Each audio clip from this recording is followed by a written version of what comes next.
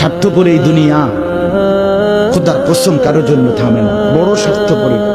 হ্যাঁ, যেদিন বাপের জানাজা পড়ে, যেদিন বাপের লাশ কবরে দাফন করে, সেদিনও বংশধর সন্তান ছেলে মেয়ে ঘন্টাখানিক 2-4 ঘন্টা কাইন্দা কাটটা হইলো রাতের বেলা ঠিকই ভাত খায়। হ্যাঁ, পাশের ঘর থেকে খানা আনে, তারপর ওরা ঠিকই খায়। স্বার্থপর দুনিয়াতে থামে না রে ভাই, থামে না দুনিয়া। ওই জন্য আমাদের কারোর জন্য থামবে না। তুমি আমি মরে গেলে শেষ।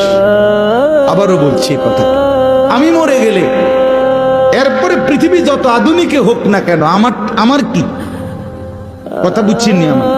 আমি মরার পরে যদি সবার ঘর স্বর্ণের বাড়ি হয়ে যায় তো আমার লাভ হইল কি? আমার মৃত্যুর পরে যদি সব মানুষ আধুনিক হইয়া সাঁদের দেশেও জায়গা, আমার ফায়দা কি? আমি তো না, আমি তো মরে গেলাম। যে কবরে চলে গেল সে কি আর ফিরে আসবে? আল্লাহ আমাদেরকে বুঝ দান করে।